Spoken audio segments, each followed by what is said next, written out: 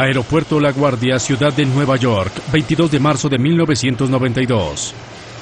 Un vuelo local con 51 personas a bordo intenta despegar de la pista. Rotación. Pero los pilotos no logran que se eleve. Sabían que tenían problemas, pero lucharon hasta el último momento. El vuelo 405 de US Air se precipita en las heladas aguas de la bahía de Flushing. 27 personas mueren. Para los investigadores estadounidenses es un caso de rápida solución. Este accidente no nos sorprendió. Pero los investigadores canadienses saben que el accidente de Nueva York no debió ocurrir. Mi reacción cuando supe del accidente fue, por Dios, es Dryden otra vez. 3 años antes, una exhaustiva investigación de un accidente en un remoto aeropuerto septentrional identificó un asesino y concibió los medios para evitar que no volviera a atacar. Si hubieran seguido las recomendaciones de mi informe, el accidente del F-28 en La Guardia se habría podido evitar.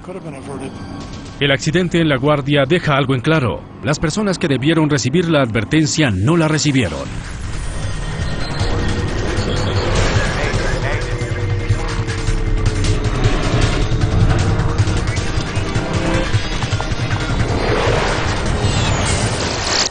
Catástrofes aéreas. Esta es una historia verdadera. Está basada en informes oficiales y declaraciones de testigos oculares. Asesino glaciar. 10 de marzo de 1989. Son las 11:39 en el aeropuerto Ontario de Dryden. Cae una ligera nevada cuando el vuelo 1363 de Air Ontario hace escala en la remota comunidad septentrional, en su ruta desde Thunder Bay hasta Winnipeg. Los pasajeros permanecen a bordo mientras el avión se reabastece.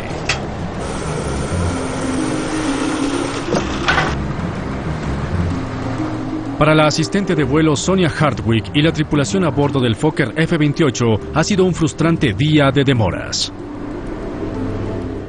Enormes copos de nieve blancos, suaves y esponjosos caían en ese momento, y el cielo estaba muy gris. Pensé, supongo que esto significa que tendremos una nueva demora. No creo que lleguemos a Winnipeg a tiempo. Es viernes, el comienzo del receso de marzo. El vuelo ya tiene 1 hora de retraso. Una demora adicional podría hacer perder los planes de vacaciones de muchos de los 69 pasajeros y miembros de la tripulación. Muchas de las familias a bordo iban en plan de vacaciones. La mayoría iba a esquiar y les preocupaba perder sus conexiones en Winnipeg. Kenora Dryden, aquí Ontario 363. Ontario 363, Kenora. El primer oficial, Kate Mills, revisa las condiciones meteorológicas. El capitán George Morwood regresa de hacer una llamada telefónica dentro del aeropuerto. ¿Empeora? ¿Hay noticias? Y no despejará hasta entrada la noche. Parece que la nevada será fuerte, pero aún está dentro de nuestros límites de despegue. Tenemos muchas personas que no quieren perder sus conexiones. Esperemos que se mantenga. La temperatura se acerca a 0 grados. La visibilidad disminuye. Si el vuelo no sale pronto, podría quedarse en tierra indefinidamente. Dryden es una ciudad muy pequeña. Es un lugar muy remoto en Ontario. Con una población de unas 6.500 personas, la aislada comunidad queda a mitad de camino entre Thunder Bay y Winnipeg. Los crudos inviernos canadienses, con temperaturas que llegan a 35 grados centígrados bajo cero, son la norma aquí. No es el mejor lugar para quedarse varado en la mitad de una tormenta de nieve.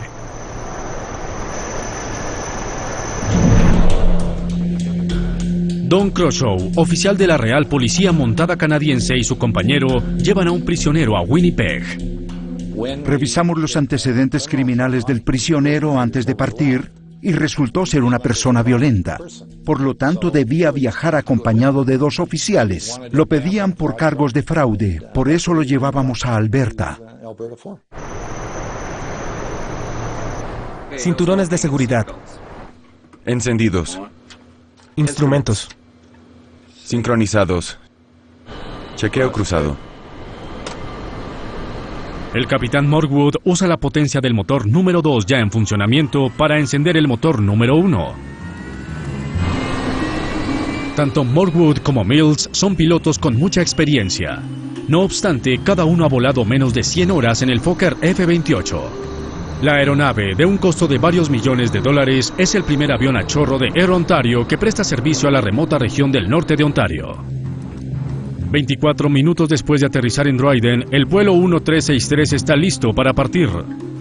Informa que empezaremos a carretear. Motores encendidos. Solicito ruta aérea a Winnipeg. Un momento, ¿es posible que su avión se espere? Tenemos mal tiempo aquí arriba. La urgente solicitud de aterrizaje de una aeronave que se acerca Increíble. le deja poca opción al capitán Morwood. Demora su despegue.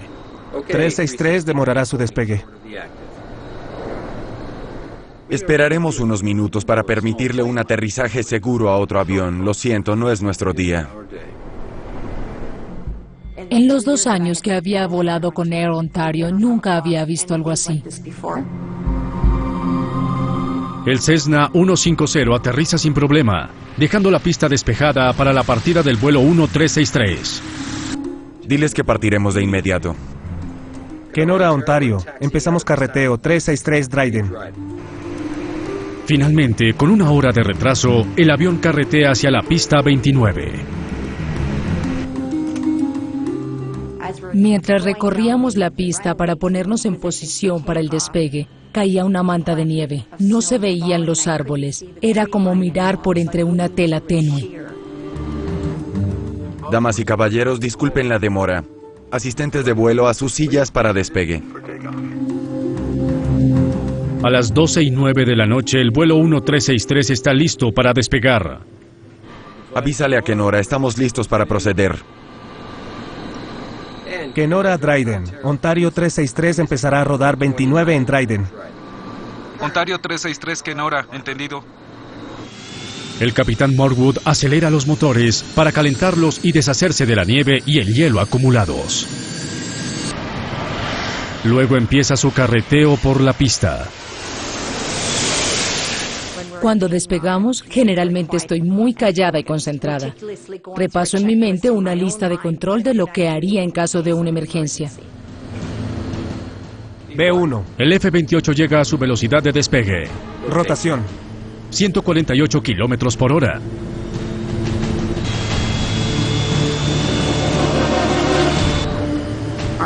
Nuestro despegue fue muy lento, como una persona lenta corriendo montaña arriba. Evidentemente algo está mal. El F-28 tiene dificultad para elevarse. Pasamos los árboles. El avión empezó a sacudirse. Pensé, Dios mío, nos vamos a caer. Se desató el infierno. Fue como estar en una licuadora en ese momento. Se inclinó a la izquierda y luego a la derecha. El piloto intentaba elevar el avión. Hubo una ráfaga de potencia. El avión pareció estabilizarse. Se sentía que los pilotos intentaban controlarlo. Segundos después se convirtió en una licuadora otra vez. Grité, emergencia, sujétense los tobillos, bajen la cabeza. ¡Sujétense los tobillos, bajen la cabeza! Seguí gritando y me preparé para el impacto. Escuchaba gritos, sonidos muy fuertes, aterradores. Era evidente que nos caíamos. Los pilotos están impotentes. 49 segundos después del despegue, el vuelo 1363 de Air Ontario cae entre los árboles, 950 metros al oeste de la pista 29.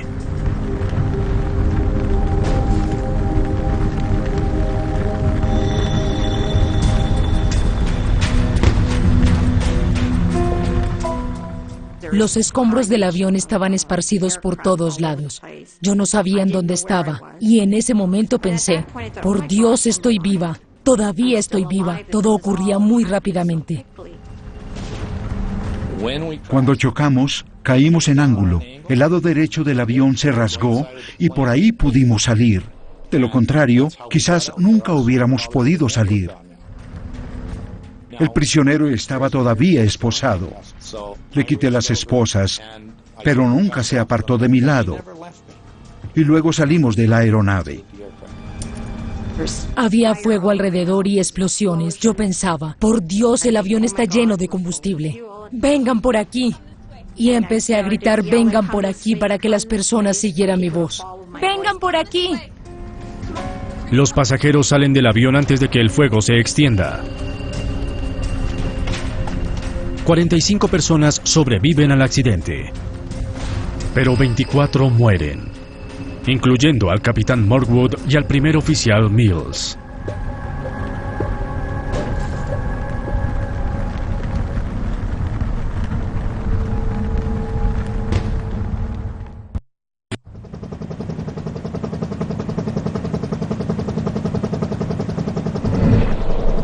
Los grupos de emergencia acuden rápidamente al lugar del accidente entre los árboles. Equipos de socorro en el 3143. Los heridos se trasladan al hospital de Dryden. Estaba preocupado porque me asomé por la ventanilla y vi mucha nieve. Cuando íbamos por la pista no vi nada anormal, pero luego supe que algo pasaría.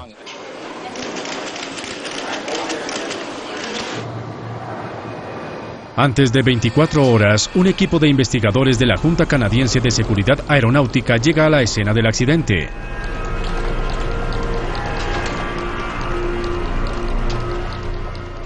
Llegamos al sitio de un accidente con la idea de averiguar qué ocurrió, por qué ocurrió y cómo se puede evitar que ocurra en el futuro. Recorrimos a pie todo el trayecto que siguió el avión, hasta la cabecera de la pista y luego hasta el sitio del accidente. Fue lo primero que hice. Quería documentar lo que veía en las fotografías.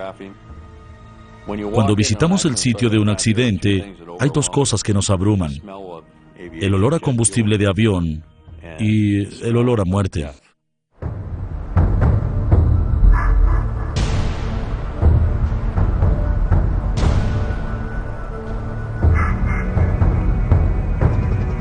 Los árboles adyacentes al final de la pista 29 les dan al investigador David Rohrer y a su equipo indicios vitales en relación con el vuelo fallido del F-28.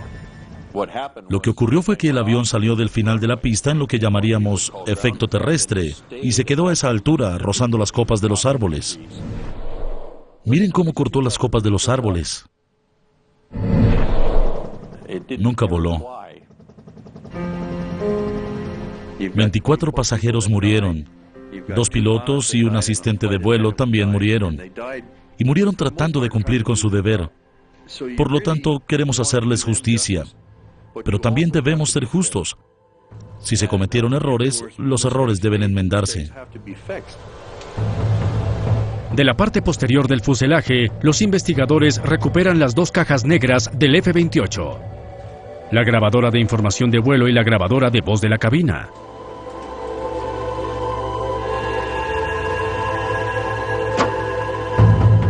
Los dispositivos están diseñados para resistir temperaturas de 1100 grados centígrados hasta 30 minutos.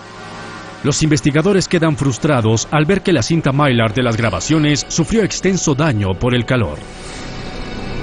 Se cree que las cajas negras estuvieron sometidas a un infierno de 1100 grados centígrados durante por lo menos 90 minutos, superando por mucho su límite. La información es irrecuperable. Fue un duro golpe para nosotros. Tendríamos que tratar de reunir información y establecer por rutas independientes qué era lo que realmente se ceñía a los hechos. Salíamos de Thunder Bay y subieron 10 pasajeros más. Los investigadores dependen ahora de los informes de testigos oculares para reconstruir los eventos que llevaron al despegue fatal. Averiguan que el F-28 comenzó su día en Winnipeg y estaba programado para volar hasta Thunder Bay y de regreso con escala en Dryden.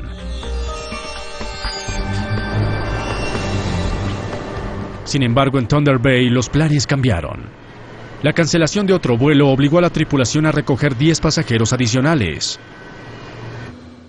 Y cuando hicieron sus cálculos, se dieron cuenta que tenían sobrepeso y que debían descargar algo. Bueno, descarguemos combustible entonces. Dejaron parte del combustible para estar dentro de los límites de peso. Despacho, Ontario 363. Y el vuelo se retrasó 1 hora. El peso adicional de los nuevos pasajeros no le dejó opción a la tripulación. Tuvieron que descargar combustible para aligerar su carga. Eso significaba que cuando llegaran a Dryden tendrían que bombear más de la cantidad acostumbrada de combustible para el último tramo de regreso a Winnipeg. Rohrer se pregunta si el cambio de plan de alguna manera llevó a un cálculo equivocado de peso y equilibrio. ¿Estaba el F-28 demasiado pesado para el despegue? Luego descubre un detalle desconcertante. Nunca dejaron el formato de peso y equilibrio para el despegue en Dryden, según se requiere. El formato se quemó en el fuego. Rohrer se ve obligado a usar los promedios de Air Ontario para calcular el peso de pasajeros y equipajes. La información combinada con los registros de combustible del aeropuerto le permite calcular el peso bruto del avión en el momento del despegue. Sabíamos cuántas personas estaban a bordo, cuánto equipaje llevaba el avión y cuál era su carga de combustible. Rohrer calcula que el F-28 pesaba entre 31.000 y 32.000 kilos. El peso máximo de despegue era 32.000 kilos. Llegamos a la conclusión de que el avión no tenía sobrepeso. La causa del accidente sigue siendo un misterio. 18 días después de iniciada la investigación, el gobierno canadiense designó al juez Virgil Molchansky para dirigir una pesquisa más amplia de todos los aspectos del sistema de aviación que permitieron la tragedia de Air Ontario. El gobierno buscaba un juez experimentado y preferiblemente con formación como piloto. Molchansky es piloto veterano con 13 años de experiencia. Trabajará con la colaboración del investigador de accidentes David Rohrer y el consultor en asuntos aeronáuticos Frank Black. El primer paso del nuevo equipo, evaluar los sistemas técnicos del avión. El sistema eléctrico, el sistema hidráulico, el sistema de combustible, todos estos sistemas se analizan tanto en términos de su historia hasta el momento del accidente, como de restos que queden en el sitio y que puedan examinarse.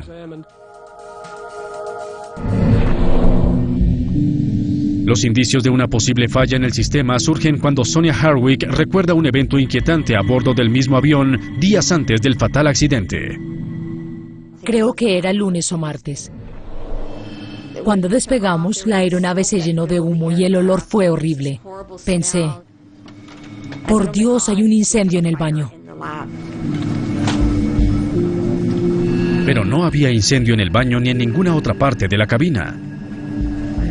Nos dijeron que tenía relación con el aceite acumulado en el sistema APU o Unidad de Energía Auxiliar y que en cada despegue del día esto ocurriría. La unidad de energía auxiliar es un generador que proporciona la energía necesaria para iniciar los motores. El aceite quemado en la APU provocó de alguna manera un incendio que finalmente condenó al vuelo 1363. Rohrer escudriña el vuelo de la mañana en busca de alguna mención de la unidad de energía auxiliar. Hace un descubrimiento sorprendente. La APU no funcionaba el día del accidente, por lo tanto no pudo causar el incendio. Pero la unidad de energía inoperante pudo influir en la tragedia. Los investigadores descubren que obligó a la tripulación a tomar una decisión arriesgada en Dryden. Hagámoslo con motor encendido.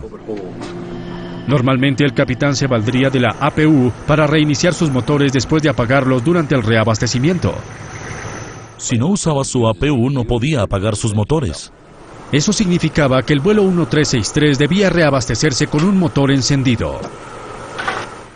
El capitán Morwood estaba en una situación difícil. Tenía que reabastecer combustible con un motor encendido y con los pasajeros a bordo. Este tipo de reabastecimiento no va en contra de las reglamentaciones, pero el riesgo de un derrame de combustible lo hace potencialmente peligroso. En Toronto en 1973, un empleado de mantenimiento murió cuando el fuego consumió un DC-8 de Air Canada durante un reabastecimiento. No es usual reabastecer con un motor encendido.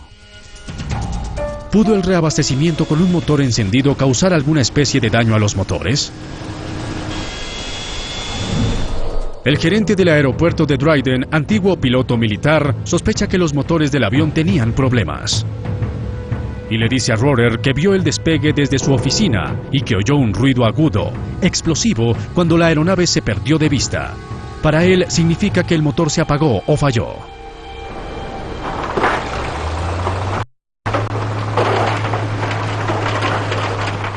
Creí que esta sería una investigación de alto perfil y potencialmente polémica.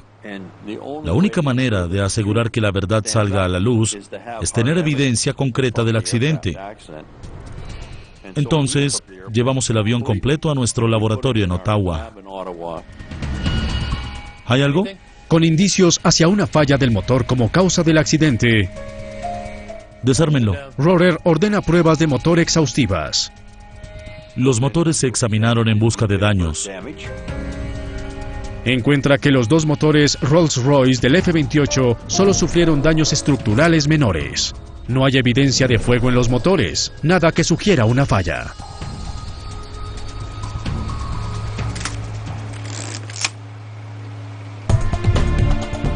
Con poca evidencia física para explicar el despegue fallido, los investigadores empiezan otra vez de cero.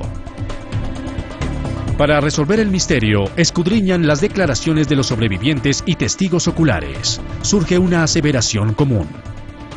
Todos dijeron en sus declaraciones que había nieve y hielo sobre las alas cuando el avión intentó despegar. Rohrer estudia gráficos meteorológicos en busca de indicios. Teníamos buena información meteorológica. Los gráficos indican que durante la media hora que el F-28 estuvo en tierra en el aeropuerto de Dryden, la visibilidad disminuyó de 4 kilómetros a menos de 1 kilómetro debido a la tormenta de nieve. Aunque encontremos otras razones, la nieve y el hielo sobre las alas fueron un factor decisivo en el accidente. Sonia Hardwick les cuenta a los investigadores algo inusual que vio durante el despegue. Cuando despegamos, noté que las alas se convirtieron en un viso sólido de hielo gris brillante. Los investigadores consultan los manuales del F-28 para estudiar sus sistemas antihielo. Encuentran que solo los bordes delanteros, bordes de ataque del ala, están protegidos. Tenía bordes delanteros o de ataque con calefacción en las alas. Me pregunto si el sistema antihielo funcionaba. El aire proveniente de los compresores del motor proporcionaba el calor. Encontraron las válvulas que permiten el acceso del aire comprimido a los bordes delanteros o bordes de ataque. Probaron la válvula y el resultado fue positivo. El sistema antihielo funcionaba, pero como solo calienta el borde delantero o borde de ataque, es probable que no descongelara el hielo que se formó sobre la superficie de las alas del vuelo 1363. Los investigadores sospechan que la acumulación de hielo y nieve, lo que los expertos llaman contaminación del ala, pudo influir considerablemente en el accidente. Para verificar esa sospecha, Rohrer y su equipo se reúnen con los ingenieros de Fokker. La información que ustedes tengan me interesa. El ingeniero jefe Jack Van Hanks tenía extensos estudios e información aerodinámica sobre los efectos de la contaminación en un avión F-28. Los ingenieros de Fokker hicieron simulaciones del accidente. Consiguieron muy buena información en términos del desempeño de la aeronave, simulando las clases de cargas y temperaturas a las cuales hubiera estado expuesta la aeronave de Dryden. Los investigadores hacen un descubrimiento crucial sobre el diseño del F-28. Debido al ángulo de las alas, una cantidad de hielo muy pequeña hace susceptible al avión a entrar en pérdida. Concluyeron que aún la cantidad más minúscula de contaminación del ala interrumpiría el flujo de aire y provocaría pérdida de sustentación. Eso responde muchas preguntas. Las simulaciones apoyan lo que vieron los testigos. Escasamente voló, con las alas pesadas y pérdida de sustentación. Luego rozó los árboles y desaceleró hasta que se desintegró.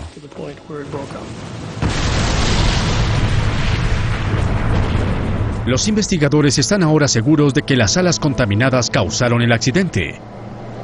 Lo que todavía no está claro es por qué el avión no se desheló antes del despegue.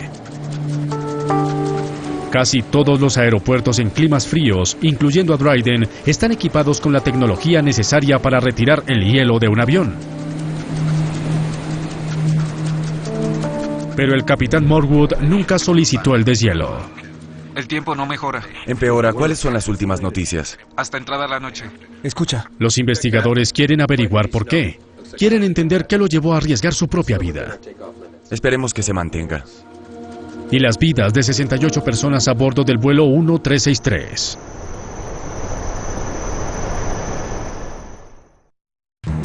Los investigadores examinan los registros de vuelo y la historia laboral del capitán George Morwood. Entrevistan miembros de la tripulación en busca de indicios de su comportamiento.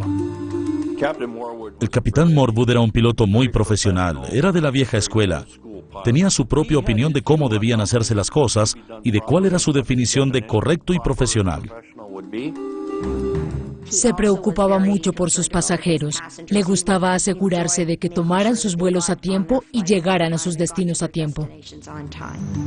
Air Ontario era una compañía en crecimiento. Era su primera incursión en operaciones con aviones jet de propulsión a chorro. Estoy seguro que muchas cosas pasaban por la mente del capitán Morwood. Debía estar en desacuerdo con muchos procedimientos. Estoy seguro que en ocasiones se lo decía a sus superiores. La historia de Morwood muestra que ha demorado y cancelado vuelos en el pasado debido a acumulación de hielo. Rohrer está perplejo. ¿Por qué no solicitó deshielo en Dryden?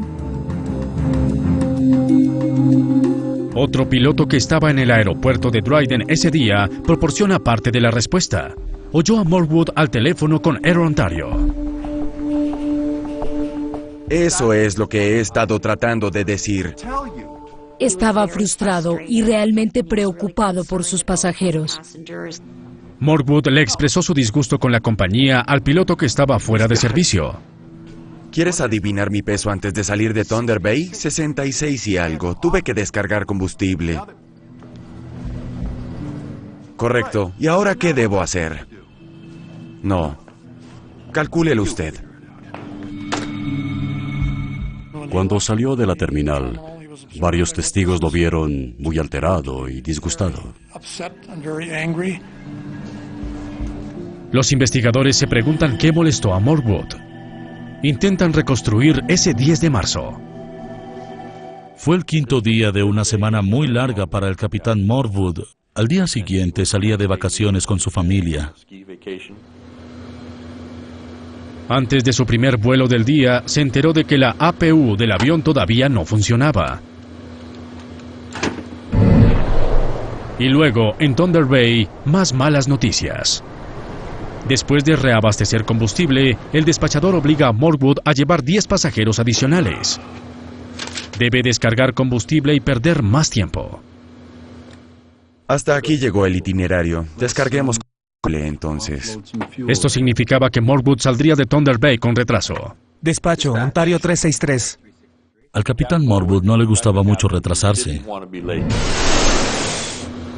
Camino a Dryden y con una hora de retraso, el pronóstico meteorológico de ligeras lluvias y niebla recibido por la tripulación ya no es preciso. El capitán Morwood no recibió el pronóstico de lluvia helada que debió recibir al aproximarse a Dryden. Cuando el vuelo 1363 aterriza en Dryden, el tiempo empeora cada minuto. El avión estuvo detenido media hora mientras la nieve se acumulaba sobre sus alas. Tengo que hablar con alguien de esto. Los investigadores quizá nunca sepan el grado de preocupación de Morwood por las condiciones meteorológicas. Pero existe evidencia de que las tenía presentes. Cuando Rohrer interroga al encargado del combustible, se entera de que Morwood preguntó por el deshielo momentos antes del despegue. ¿Hay sistema de deshielo disponible? El encargado del combustible dice que le mostró a Morwood en dónde estaba el equipo del deshielo. Y luego indica una poderosa razón que podría explicar por qué el capitán no pidió el deshielo. Air Ontario tenía una política que le prohibía deshelar con un motor encendido. El fluido puede entrar en los motores y luego pasar al sistema de aire acondicionado del avión, creando un ambiente muy nocivo en la cabina de pasajeros. Pero si Morwood apaga ambos motores, no reiniciaría su avión. La única manera de iniciar el avión en tierra es con una unidad de aire portátil que proporcione el aire comprimido. Y Dryden no contaba con ese equipo para iniciar el avión. Hubiera sido necesario llevar el equipo desde Winnipeg, una decisión costosa. Si se hubiese quedado en tierra con el avión apagado, la aerolínea habría tenido que incurrir en gastos de alojamiento y manutención para los pasajeros, por los cuales Morwood tendría que responder. Correcto, ¿y ahora qué? Estaba bajo enorme presión. No. Calcúlelo usted. Creo que la conversación telefónica se refería a esa situación y su molestia al respecto, pero Morwood no tuvo opción. ¿Empeora? ¿Hay noticias? Parece que la nevada será fuerte, pero aún están dentro de nuestros límites de despegue. Tenemos muchas personas que no quieren perder sus conexiones. Esperemos que se mantenga. Aunque la cantidad de nieve sobre las alas estaba aún dentro de los límites, lo que estaba bajo la nieve condenó el vuelo. El combustible dentro del ala de un avión puede enfriarse hasta 40 grados centígrados bajo cero.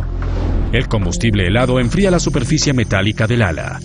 Cuando la nieve cae sobre esta superficie fría, se congela de inmediato en una capa de hielo escasamente visible. Es un proceso que se llama cold shock.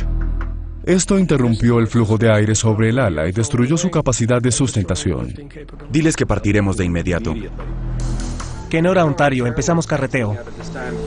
La única razón que se me ocurre que pudo llevarlo a la decisión de ejecutar el despegue fue que no tuvo en cuenta el fenómeno de cold shocking y el hecho de que las podían todavía tener una capa de hielo encima. Avísale a Kenora, estamos listos para proceder. Kenora, Dryden, Ontario. Quizá por no querer afrontar las consecuencias de apagar sus motores, Morwood optó por despegar de Winnipeg sin deshelar su avión. Creyó que el hielo se volaría en el despegue. Y ese fue su error. Un trágico error. Pero Mochansky concluye que, no obstante su error, el capitán Morwood no es el exclusivo responsable del accidente. No fue solamente error del piloto. Hubo muchos factores que causaron el accidente.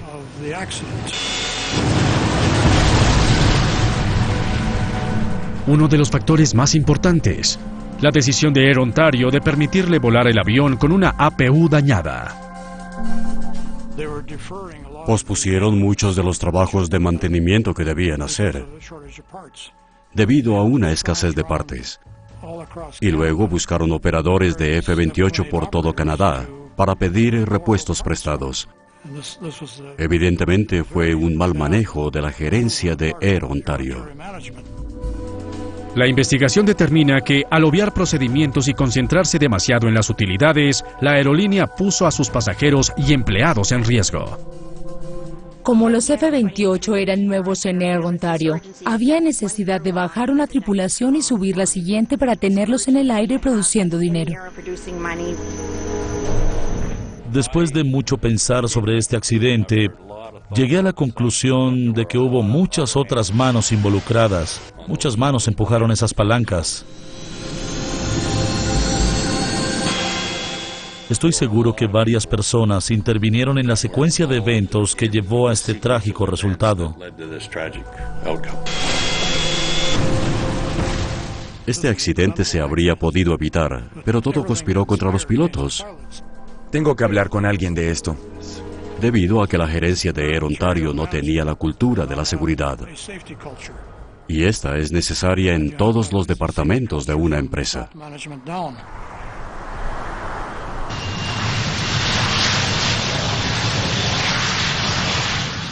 Consciente de las docenas de Fokker F-28 que vuelan alrededor del mundo, el juez Mochansky toma una acción poco usual.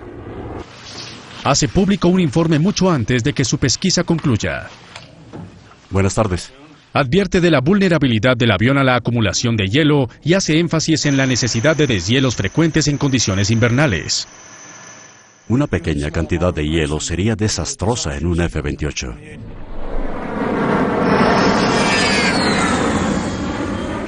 No obstante, 15 meses después, se hace evidente que las advertencias de Mochansky no se atendieron. El vuelo 405 de US Air se prepara para volar de Nueva York a Cleveland el 22 de marzo de 1992.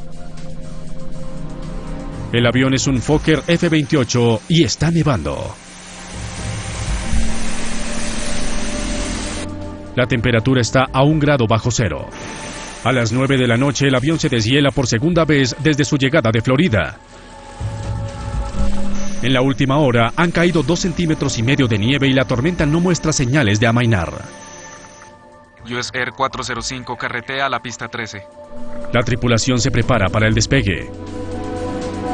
El vuelo 405 tiene un retraso de 1 hora y 45 minutos cuando el capitán Wallace Mahoor empieza a carretear hacia la pista 13. Luego, inesperadamente, US Air 405 gira hacia la izquierda y deténganse en eco. Giramos a la izquierda y nos detenemos en eco. a las 9:07 de la noche, la torre de control le ordena al vuelo 405 detenerse en la pista de carreteo cerca de la pista 13. Pasan 23 minutos. El primer oficial, John Rakuba, enciende una luz que ilumina sus alas. Busca hielo en el ala derecha. No ve nada. Desde aquí no se ve nada peligroso. US Air 405, pista 13, despegue autorizado. Aunque transcurrieron 35 minutos desde su último deshielo, la tripulación no solicita deshielo adicional. Palanca de despegue lista. Temperatura bien. Todo procede normalmente.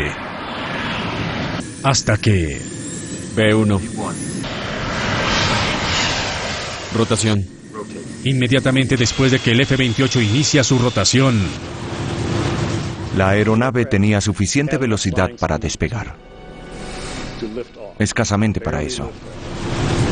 Las alas no sostendrían el avión. Sabían que tenían problemas. 13 segundos después del despegue, el vuelo 405 se precipita a tierra en la playa de la bahía de Flushing.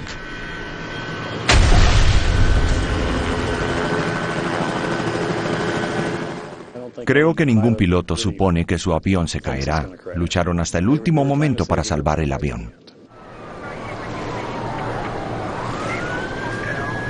27 de las 51 personas a bordo mueren. Otro Fokker 28 se accidenta con trágicas consecuencias. Mi reacción cuando supe del accidente fue, por Dios, es Dryden otra vez. En pocos días, el investigador a cargo Robert Benson sospecha que la causa principal fue hielo sobre las alas. Sería muy difícil que alguno de los dos pilotos detectara hielo en las alas, mirando sobre su hombro por las ventanillas laterales del avión. Desde aquí no se ve nada peligroso. El capitán se enfrentaba a un problema. Si quería deshelar por tercera vez, tenía que salir de la fila, carretear hasta la zona de estacionamiento y esperar al camión de deshielo otra vez. Despegando. Un retraso semejante incluso podía causar la cancelación del vuelo. Después de todo el trabajo, de todos los esfuerzos, saber que el accidente ocurrió de nuevo fue muy frustrante.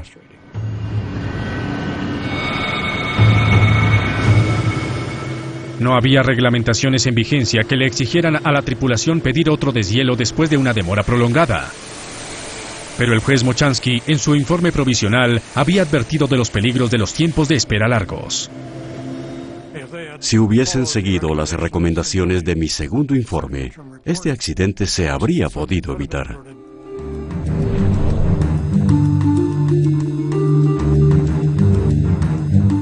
También advirtió de las limitaciones del fluido de deshielo que se usaba en ese tiempo.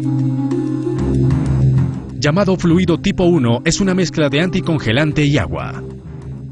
Esos químicos están diseñados para que al acelerar el avión por la pista fluyan por el ala. Así, en el momento en el cual realmente se quiere que el ala se eleve y produzca sustentación, no está contaminada.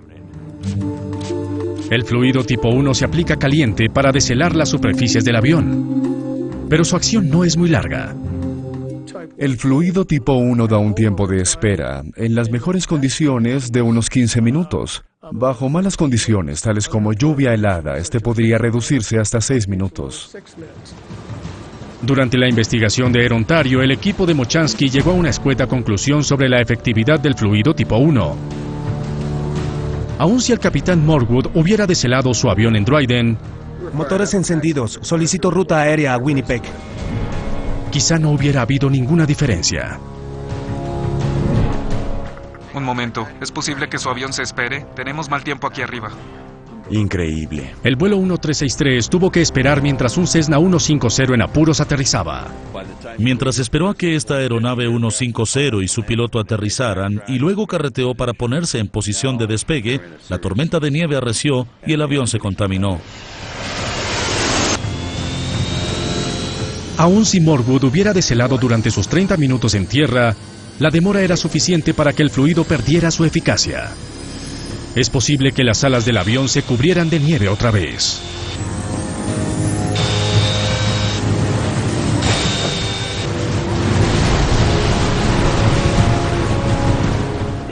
Del examen de los pilotos de Air Ontario se sacó una conclusión fehaciente: la necesidad urgente de entrenamiento en relación con el funcionamiento de los sistemas antihielo y el tiempo de eficacia de la protección de la aeronave.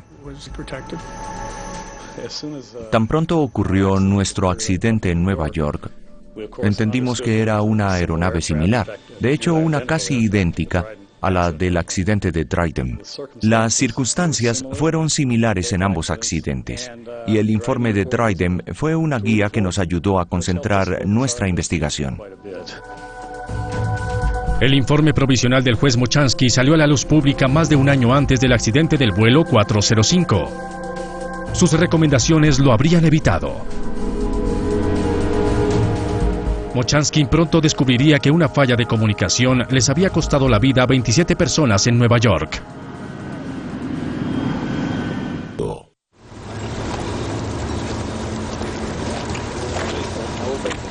Durante su pesquisa, el juez Mochansky supo que existía otro tipo de fluido de deshielo disponible para la industria aeronáutica. Se llama fluido tipo 2. Es más espeso que el tipo 1, lo cual evita que fluya inmediatamente por la aeronave. El fluido tipo 2 es una sustancia mucho más viscosa. Algunas personas la asemejan a una sustancia mucosa. Con tiempos de espera de hasta 45 minutos evita que el hielo se acumule. Luego en el despegue se cae de las superficies del avión. 15 meses antes del accidente de US Air, Mochansky recomendó un mayor uso del fluido tipo 2 más espeso. Los investigadores de Mochansky también estudiaron las prácticas de deshielo en el aeropuerto Pearson de Toronto. Contratamos a un equipo de camarógrafos. Esperamos y observamos el tiempo cuidadosamente hasta que encontramos un pronóstico de lluvia helada, haciéndole seguimiento a una aeronave que se dirigía hacia el Caribe. Los investigadores descubrieron un vacío alarmante en el tiempo entre el deshielo y el despegue. Desde el momento de deshielo de la aeronave en la salida hasta el momento de su despegue pasaron unos 41 minutos. No cabía duda de que el avión salía del aeropuerto Pearson con una superficie de alas parcialmente o considerablemente contaminada. Fuimos luego al O'Hare de Chicago. Este fue el primer aeropuerto que instaló almohadillas de deshielo al final de la pista. Era muy útil para conocer su evolución, el tipo de equipo de deshielo en uso con estas almohadillas y su total desempeño. En el momento del accidente de US Air, la Guardia no ofrecía deshielo en la pista, solo en la salida. En este aspecto también, 15 meses antes del accidente, el juez Mochansky recomendó instalar equipos de deshielo en las pistas para reemplazar los equipos en las salidas de la terminal. Y adicionalmente recomendó que los pilotos inspeccionaran sus alas no solo desde la cabina de mando, Desde aquí no se ve nada peligroso, sino también desde la cabina de pasajeros. US Air 405, pista 13, despegue autorizado. Según Mochansky, su informe hubiera podido evitar el accidente en La Guardia. Pero la Administración Federal de Aviación dice que nunca recibió su informe en 1990 y que por lo tanto no pudo pasar la información a las aerolíneas y pilotos. El juez Mochansky no acepta esa explicación. Mi segundo informe salió en diciembre de 1990. Año y medio antes de que ocurriera el accidente en La Guardia. Posiblemente se quedó guardado en algún escritorio. El accidente del vuelo 1363 resultó en docenas de recomendaciones que podían salvar vidas. El accidente del vuelo 405 aseguró la puesta en práctica de esas recomendaciones. De Dryden salieron cosas positivas. Es decir, la comisión hizo 192 recomendaciones que cambiaron la manera de afrontar la contaminación. Ahora tenemos almohadillas al final de las pistas para que los aviones tengan un deshielo final antes de su despegue. Esto es el resultado del trabajo de la comisión de Dryden. Hoy la mayoría de aerolíneas usa un nuevo tipo de fluido de deshielo. El fluido tipo 4 dura más. Se mantiene adherido al ala hasta 2 horas. Igualmente, los controladores de tráfico aéreo deben ahora informar a las tripulaciones de vuelo la duración de su demora en la pista después del deshielo. Dryden es realmente el primer accidente que exploró no solo lo que acontece en un avión accidentado, sino lo que acontece dentro de una cultura corporativa. Les advirtió a los ejecutivos que no pueden esconderse cuando ocurre un accidente. El fabricante holandés Fokker entró en quiebra en 1996. No obstante, en 2009 aún había 55 jets Fokker F-28 en funcionamiento en el mundo, la mayoría en climas calientes. Nadie debe volver a perder la vida debido a un accidente por contaminación en la aviación comercial en ningún lugar, ni en ambiente de nieve ni en hielo. Aprendimos las lecciones.